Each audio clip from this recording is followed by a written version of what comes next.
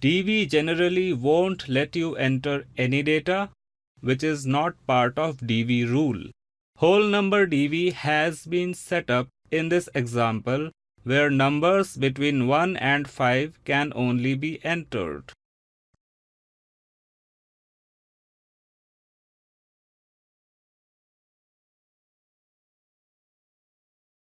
In order to allow new entry in the DV defined range, select cell A1 and open DV.